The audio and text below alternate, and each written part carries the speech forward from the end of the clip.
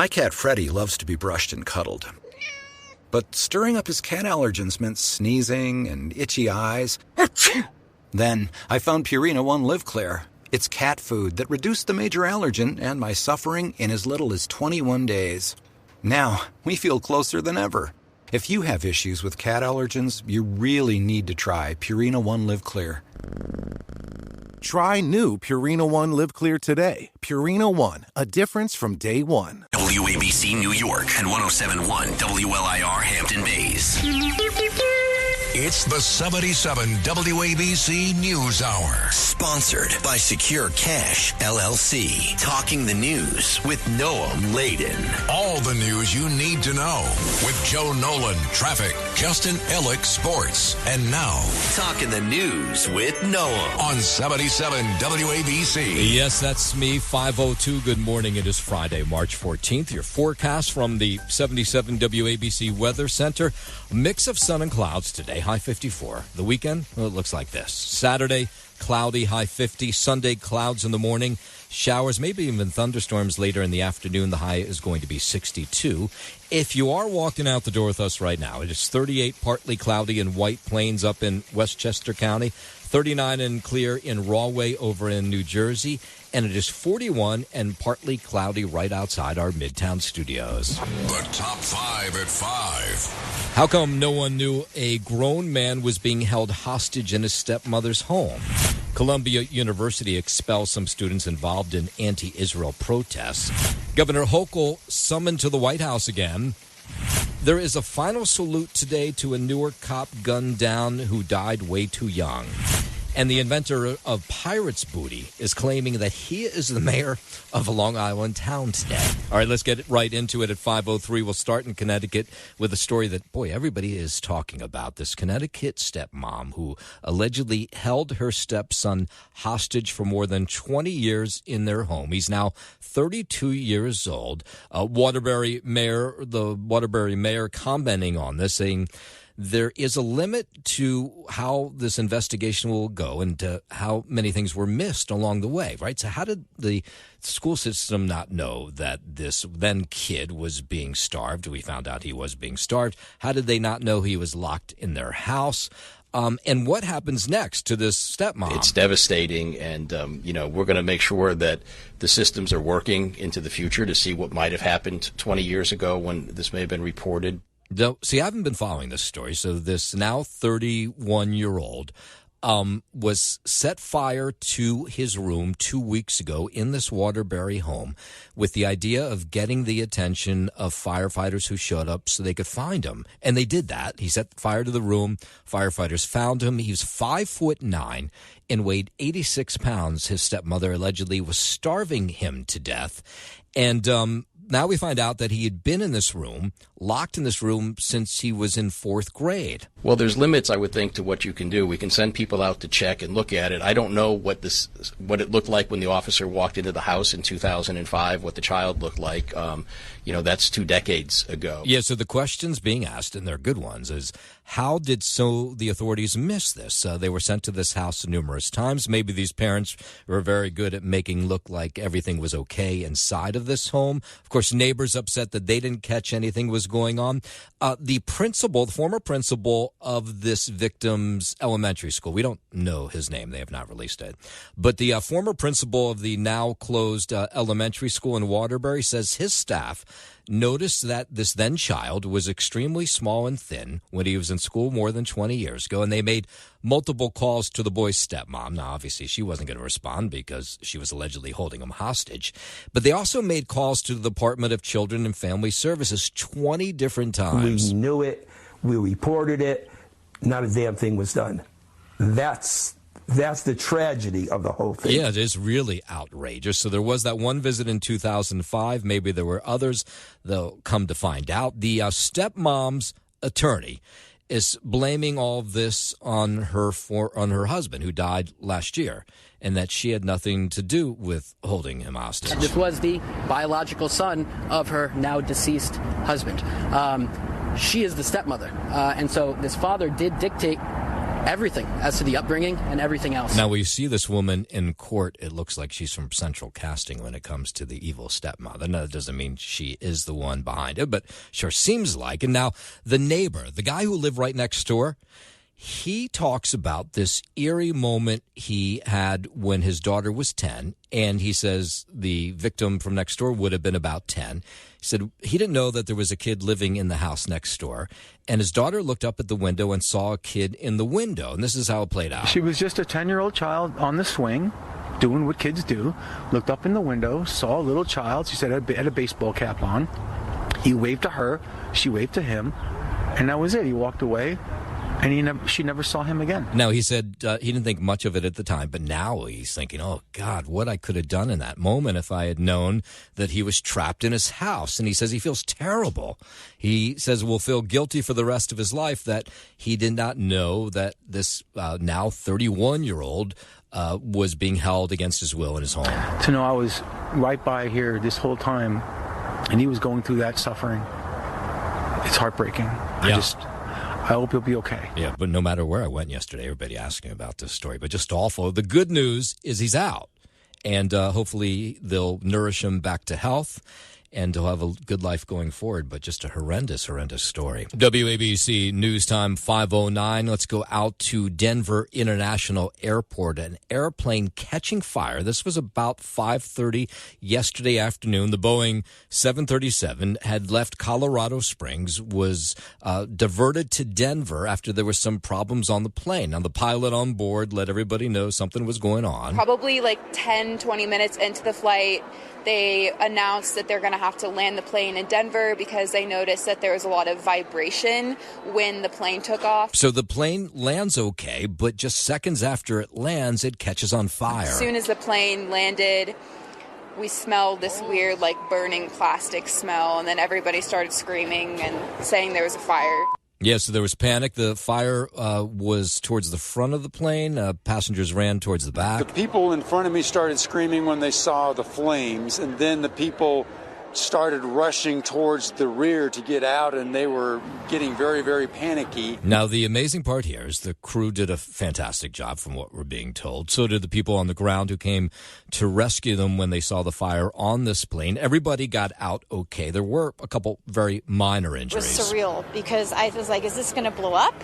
What's happening here? Are they going to be able to put out the fire? And I'm really grateful that this happened on the ground, because if this happened in the air, I don't think I'd be standing here telling you the story. Yeah, well, that's probably true. The FAA, of course, investigating. It's not clear what started the fire on that plane. Bring it back home, go up to Columbia University, where they say they've now expelled or suspended some students who took over a campus building during those anti-Israel protests last spring. They've also revoked the diplomas of some students who have since graduated.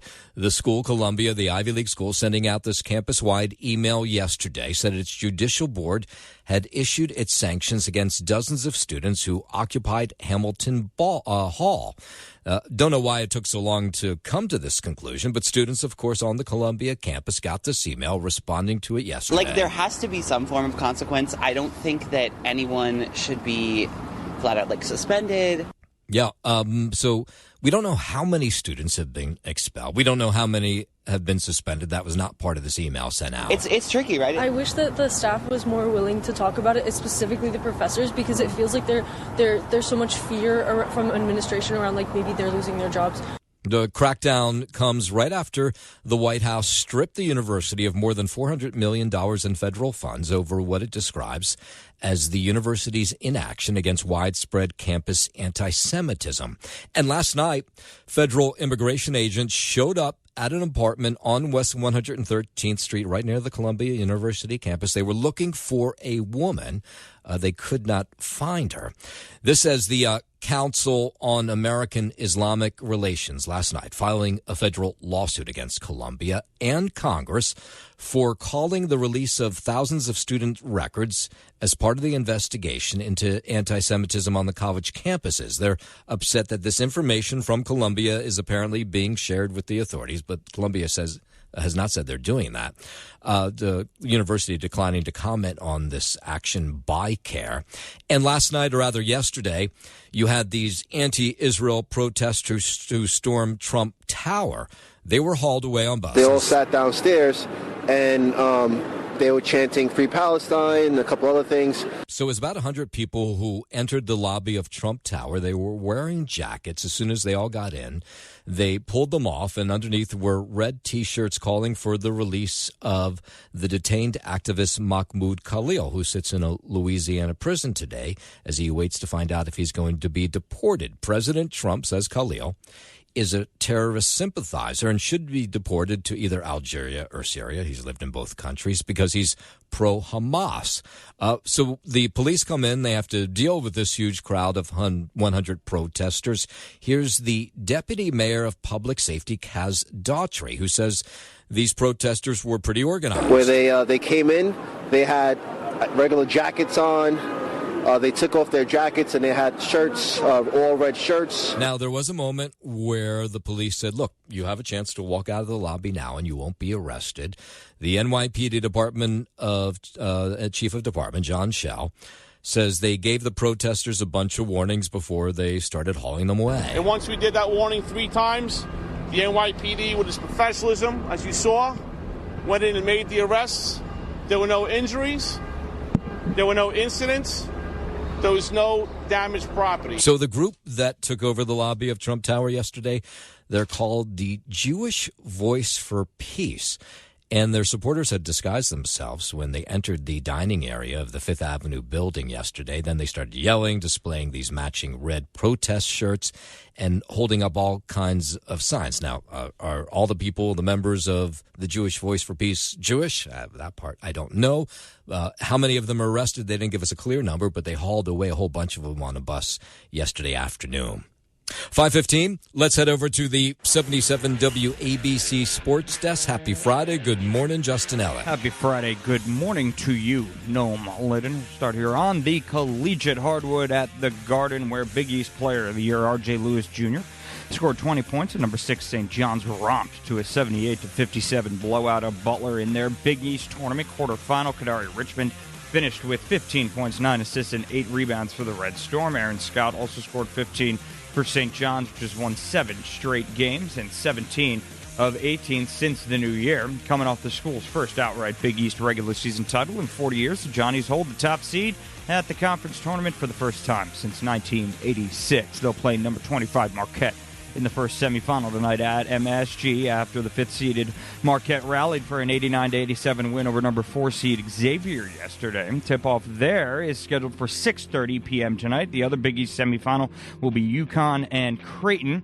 set to follow the St. John's Marquette action at MSG. That'll be right around 9 p.m. To the NBA in Chicago, the Brooklyn Nets fell 116-110 to the Bulls. Cam Thomas, led Brooklyn with 24 points and a career-high 10 assists. Nick Claxton added 18 points and a season-best 14 boards. Tyrese Martin scored 19. Cam Johnson had 16, but the Nets lost for the 10th time in 12 games. They once again couldn't protect a lead, letting a 12-point advantage slip away after last night, after Cleveland rallied from 18 down in the third to beat them on Tuesday night. They led 92-80 in the closing minute of the third quarter, only had the Bulls answer with a 17-3 run. Up next for the Nets, they'll host the Boston Celtics tomorrow night. As for the Knicks, they return to action tomorrow night as well, wrapping up their West Coast trip against the Golden State Warriors before returning home. To the NHL, on the ice in Minnesota, where Braden Schneider scored at the 151 mark of overtime to give the Rangers a 3-2 victory over the Wild. He slipped a backhander past the goalie Philip Gustafsson into the top right corner. 10 New York's 4-game losing streak. They're fighting for that second wild card in the Eastern Conference. Up next for the Rangers, they'll be at Columbus tomorrow night to wrap up a 3-game road trip. In Jersey, Jesper Bratt had a goal and 2 assists for his second straight 3-point game, and the Devils rallied to beat the Edmonton Oilers 3-2. The Devs claimed their 14th comeback win of the season, but also improved to 23-5-3 when scoring first. Up next for them, they'll visit Pittsburgh tomorrow night. Looking ahead to local NHL action tonight, the Islanders are back out there at home, getting set to welcome in the aforementioned Oilers for a 7:30 p.m. puck drop. That's your Sports Gnome, and I'm Justin Ellick on 77 WABC. Business owners, make your cash secure again with Secure Cash LLC. Transporting your business's cash safely in armored Ford Trucks. SecureCashLLC.com. WABC News Time 5:19. The search intensifying for this missing American in the Dominican Republic, Sudicha Konaki. She had gone on spring break with friends to the Dominican Republic, has been missing now for more than a week. Correspondent Jesse Kirsch has more. It's now been more than a full week since the last known sighting of Sudicha Konaki, the 20-year-old U.S. college student who vanished in the Dominican Republic.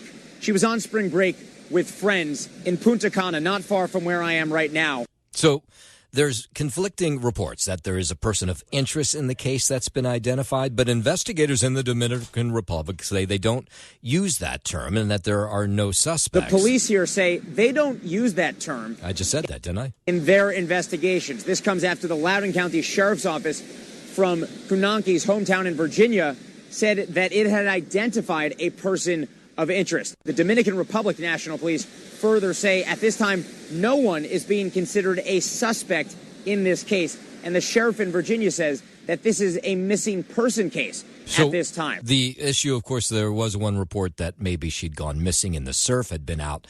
There was video of her going out early in the morning and with some guy, and that maybe some large wave took her down, but now they're not so sure that's the case. That sheriff's office says two of its detectives have traveled to Punta Cana to support the FBI and adds that Kunaki's family has since returned home to Virginia. This, as her whereabouts remain a mystery. I saw there was a red flag. We went in still because there was nobody telling us anything. Oh, so I should set this up better. So, Konaki, there is that word that maybe she had gone missing in the ocean, that she had gone out to swim and then drowned. So there are people who are at the resort today who say that the surf has been really rough there. I saw there was a red flag. We went in still because there was nobody telling us anything. It was very rough, but we didn't go out far. So Konaki can be seen on surveillance video with a previously questioned 24-year-old from Iowa walking on the beach. Don't know if that's the person they are calling a person of interest, but so far they haven't been able to unravel what may have happened to her. 5:22, let's go down to Washington, D.C. Senate Minority Leader Chuck Schumer says he'll vote to advance the GOP's 6-month funding bill that was passed by the House, and he says he's doing so in order to stop a government shutdown that would begin tonight. There is nobody in the world, nobody, who wants to shut the government down more than Donald Trump and more than Elon Musk. That was Schumer on a floor speech in the Senate yesterday. He says there's no winners in a government shutdown, and he said a government shutdown would play right into the hands of the president. And he says he doesn't want to do that. While the CR bill is very bad, the potential for a shutdown has consequences for America that are much, much worse. I believe allowing Donald Trump to take even much more power via a government shutdown is a far worse option. Meanwhile, President Trump says he's going to place a 200% tariff on all alcoholic products from the European Union, saying in a post on Truth Social that it's in response to that 50% tariff on whiskey that was implemented by the EU. More on this from correspondent Christine Roman. Canada also pushing back, imposing a 25% duty on U.S.-made tools, computers, and cast iron products. The European Union now hitting back over the president's new levy on all foreign aluminum and steel, announcing retaliatory tariffs on American products worth billions of dollars, from beef to bourbon and even Harley-Davidsons. Trump's 20% tariffs on China prompted retaliation from that country too, targeting American farming and agriculture.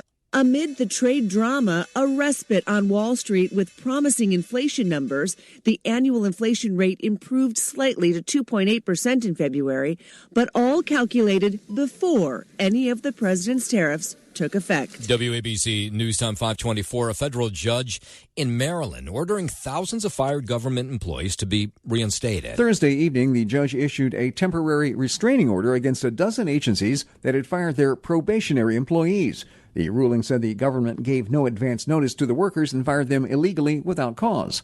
This comes the same day that a different judge in California also ruled some of the mass layoffs were unlawful. The Trump administration has fired roughly 200,000 probationary employees in an effort to reduce the workforce. I'm Mark Mayfield. You think President Trump will get the Nobel Peace Prize for what he's doing with Ukraine and Russia? President Trump saying that he's hearing that talks between U.S. officials and Russia about a possible ceasefire deal are going very well. Made the comment yesterday from the Oval Office. At this moment, we have people talking in Russia. We have representatives over there, Steve Witkoff and others.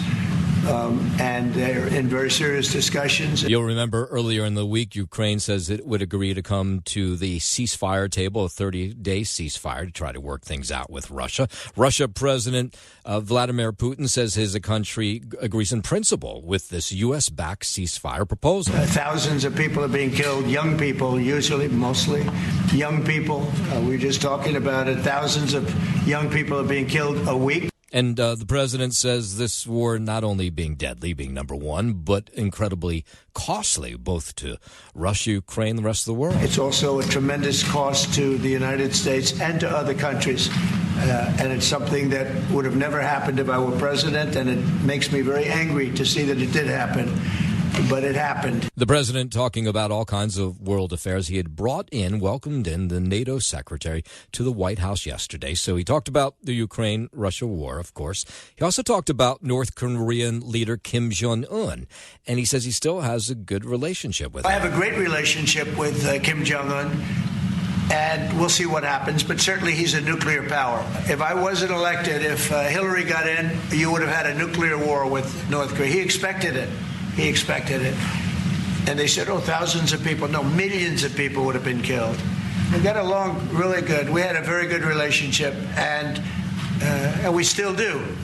We still do. You don't have that threat that you had. I mean, look, when I was running the first time, it looked like there was going to be a war with North Korea. And while he was there with the NATO secretary, he was also talking about the president pushing to annex Greenland, which he talked about before he got to the White House. And we have to do it. We really need it for national security. I think that's why NATO might have to get involved in a way, because we really need Greenland for national security. It's very important. Yes, so Greenland is currently a territory of fellow NATO member Denmark. So the fact that he was talking about this in front of the NATO secretary, he wanted to make clear he wants to annex Greenland, even though it's owned by Denmark. That whole area is becoming very important, and for a lot of reasons. The routes are, very direct to Asia, to Russia, and you have ships all over the place, and we have to have protection. So we're going to have to make a deal on that. New York's news and talk station.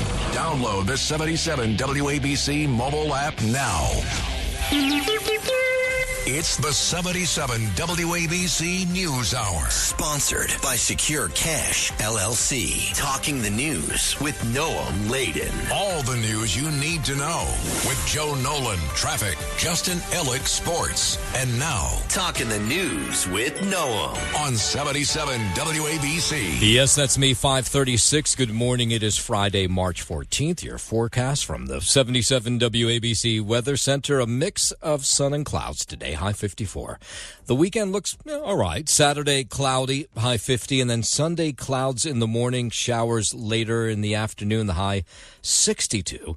If you're walking out the door with us right now, it is 38, partly cloudy in White Plains up in Westchester County, 39 and clear in Rahway over in New Jersey, and it's 41 and partly cloudy right outside our Midtown studios. I would be remiss if I didn't thank everybody, and I keep meaning to do this, for the nice words and cards. I've got this stack of cards next to me on my desk of people who sent stuff after my father passed away, which is now a little over 2 weeks ago. And I'm going to sit down this weekend and write people back, because my mother taught me that was always the right thing to do, and I feel like it's the right thing to do. But people are asking me, are you okay? And I am, but I will say this, because I'm honest with you, I always am, is that I would talk to my father every single day.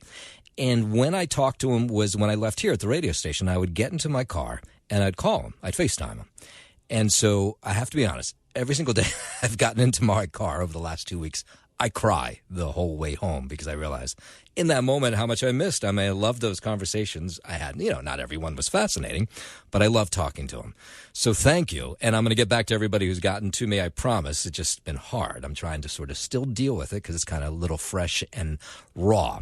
On a much happier note, the station tells us that we are the only show the entire day that is completely and utterly number one in New York, right? I mean, other state shows are doing great, don't get me wrong, but we are actually in this 5 o'clock hour. We are number one. Like the state 1010 wins doesn't beat us. Nobody beats us. We're number one. So that's thanks to everybody here. I mean, everybody who's given me the opportunity, from Chad and Margot and John to the people who do a fantastic job on this show every day, Louis, Justin, and Joe. So let's celebrate that. WABC News Time 540. Let's talk about that funeral for Joseph Azcona.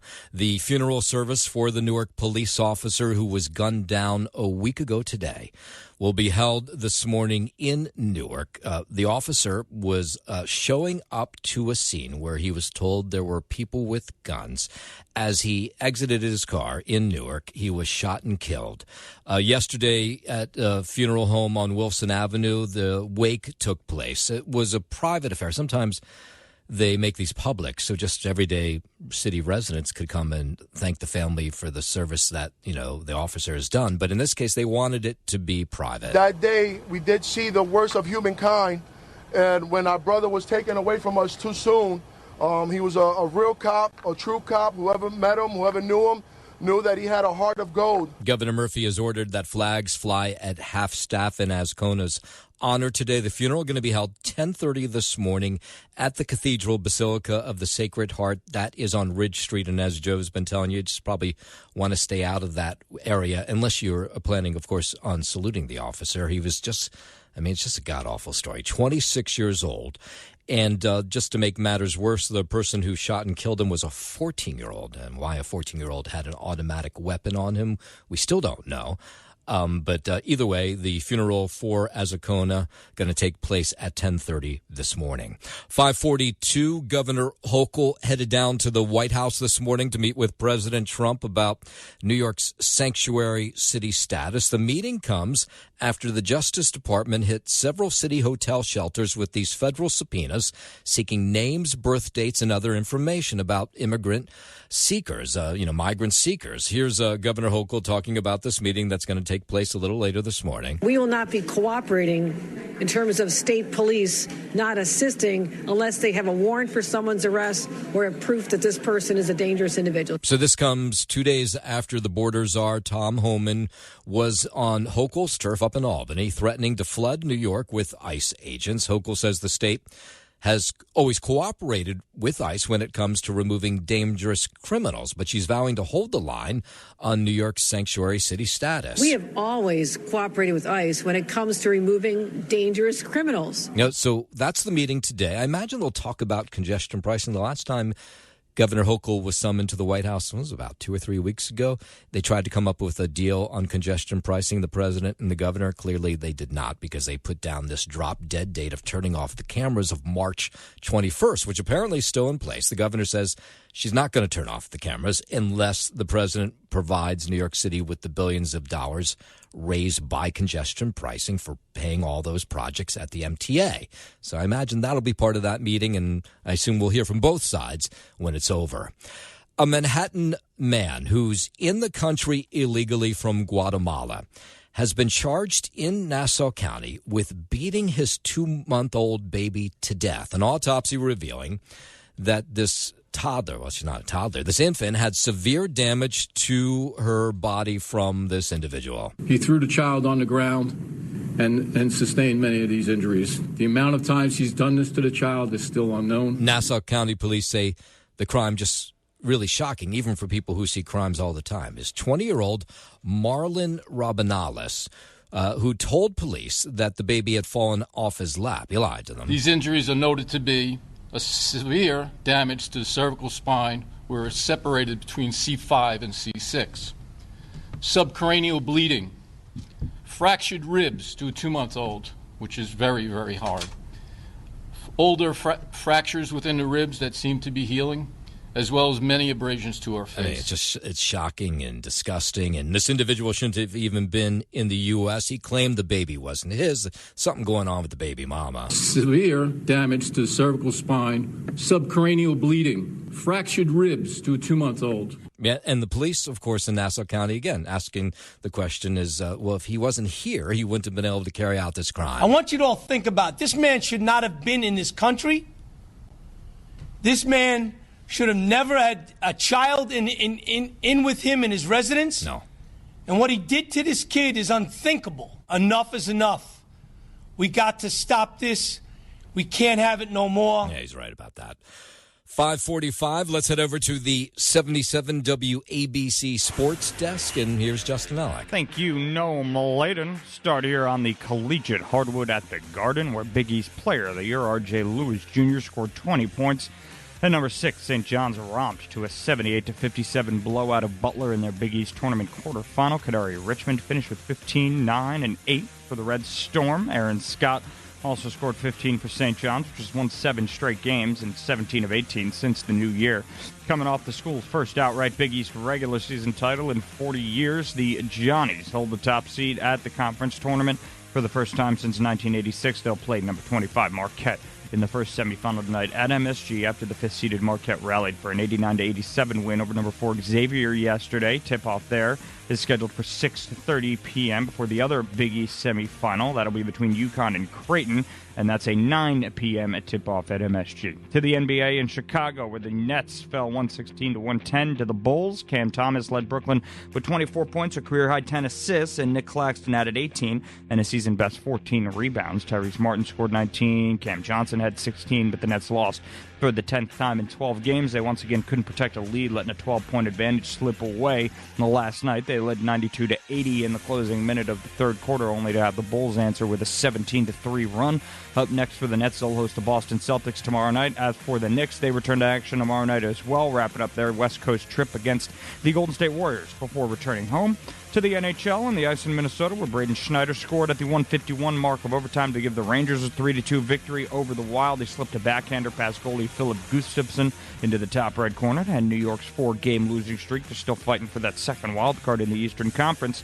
Up next for the Rangers, they'll be at Columbus tomorrow night to wrap up a 3-game road trip in Jersey. Jesper Bratt had a goal and 2 assists for his second straight 3-point game, and the Devils rallied to beat the Edmonton Oilers 3-2. They claim their 14th comeback win of the season, and up next for them, they'll visit Pittsburgh tomorrow night. And looking ahead to local NHL action tonight, the Islanders will be back out there at home, again set to welcome in the aforementioned Oilers for a 7:30 p.m. puck drop.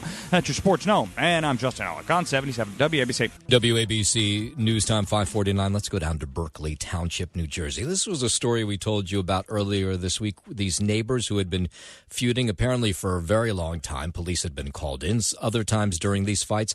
And earlier this week, unfortunately, the 54-year-old John Adamo walked next door to his neighbor's house with a shotgun, shot the husband and wife inside the house next door to his.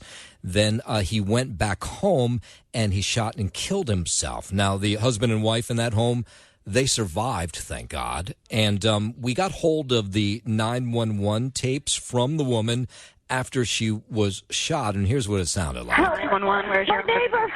We got shot by our neighbor, 11 Drake Drive. Please hurry. I'm in the left leg. My husband, I think, he shot at least 3 rounds. Oh my God. 3 rounds he shot at you guys?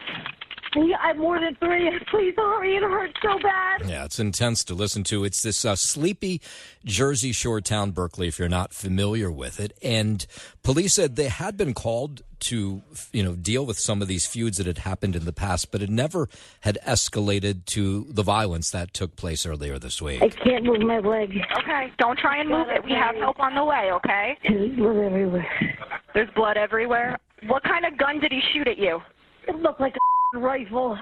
It looked like a rifle. Please hurry. Everybody's on the way. Please get the cops here. I'm bleeding to death. I can't leave my kids. I know. If I do, please tell them that I love them. All right, so they are both still alive, thank God. Adamo left their home after shooting them and then went back to his house. A SWAT team came in to try to, convince him to come out, and then that's when he shot and killed himself. Police records show they had responded to the home a half a dozen times in the last year. Now, police tell us what the feud was between this couple and Adamo. I imagine we may never find out, but the Ocean County Prosecutor's Office says, of course, it is investigating. A New York woman is suing the Girl Scouts after claiming their cookies contain heavy metals. The suit filed this week is asking for $5 million from the organization after a study showed that Girl Scout cookies contain lead, arsenic, mercury, and aluminum. I will point out that they could have all those in them, and I would still eat those Thin Mint cookies. Girl Scouts released a statement last month saying heavy metals can occur naturally in soil and they're not added to the cookies. An article in Forbes later confirmed that the FDA and USDA both allow residues of metals in foods at levels deemed non-harmful and said there is no evidence that the cookies pose a health risk. I'm Michael Kastner. I think there could be arsenic in those cookies and I'd still eat them. Mayor Adams announcing new housing that will connect the homeless with Brooklyn's Woodhull Hospital. It is the Woodhull Residence. It's going to be a new $41 million, 93-unit apartment building containing supportive and affordable housing for homeless in what used to be a hospital parking lot. And of course, always the issue with homeless is, number one, not having a home, but then, of course, not having the medical services. Now, in this facility, they'll have both, hopefully with the idea of rehabilitating them so they can go out on their own. If you're living on the street, you're not going to doctor's appointments. If you're living on the street, you're going to use the emergency room as your primary facility. As we've seen with the homeless, they battle things like heart disease, like the rest of us, and diabetes, other life-threatening conditions. Now, again, it'll be temporary. They'll live in these homes and have access to medical care. We have taken a giant step forward to stop feeding the crises and have a sick care system instead of a health care system. Yeah, a little while until, of course, they were able to construct this building. There are reports of no injuries, by the way, in this 5-alarm fire we had told you about yesterday in the Bronx. It spread to a whole bunch of businesses. The fire may have broken out in a deli. This was a Jerome Avenue, Morris Heights section before spreading to other businesses like an optical center. A lot of small business owners lost a lot yesterday. The good thing is nobody lost their life. I was devastated. I was on the floor crying because at the end of the day, this is my business, but I don't see it as a business. It's a family business. And, everyone gets affected in the community, especially all the patients. And it's just very touching for us. Yeah, I imagine some of those patients will help them out. Of course, it's just hard to rebuild. Hundreds of firefighters responding to that blaze, which affected 7 businesses in all.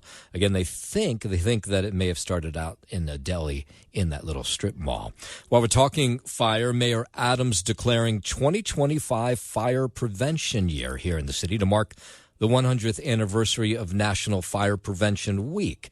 The fire commissioner, Robert Tucker, releasing an assessment of each neighborhood's emergency preparedness and vulnerability to fire incidents. These assessments highlight the leading causes of residential fires, types of buildings most affected, and vulnerability indicators specific to the community.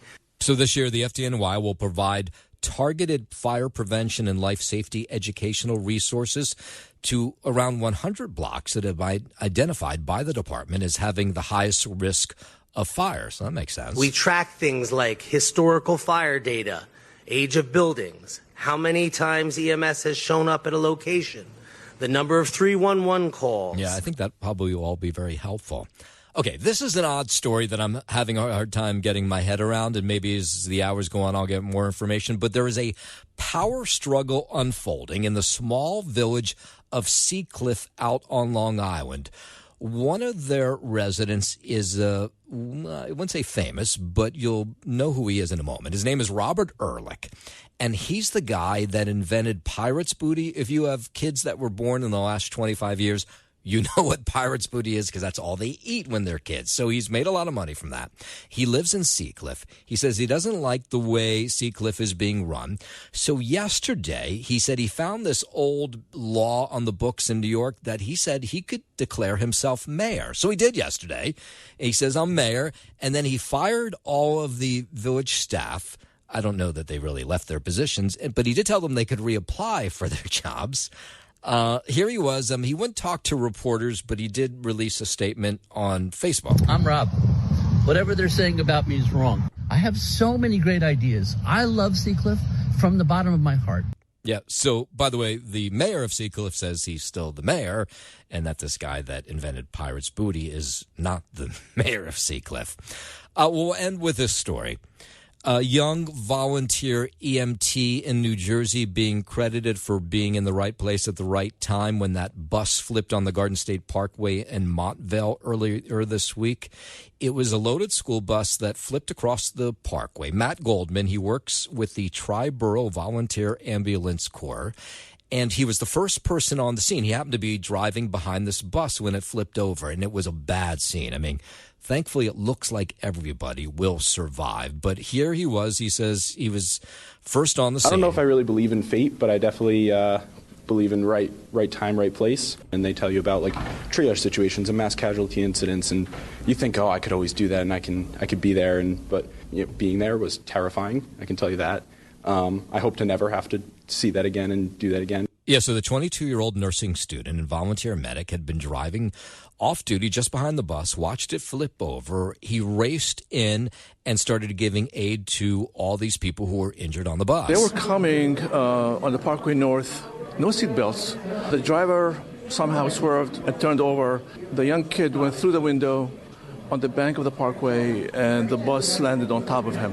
When Matt arrived, he was helping to take the kids out of the bus. I had no idea there was one end of the bus until someone said there's one end of the bus. That's the mayor of Montvale who gave an award to Goldman last night, and everybody there saluting him. The Tri-Borough Volunteer Ambulance Corps saying, Goldman, job well done. He did a fantastic job. He remained calm and handled himself like any professional would, and we're just very, very proud of him. It's definitely validating to know that I'm in the right place in the right field and somewhere I'm going to want to be for the rest of my life and spend hopefully a long, prosperous career in and continue to help people. Yeah, great job done by Matt Goldman.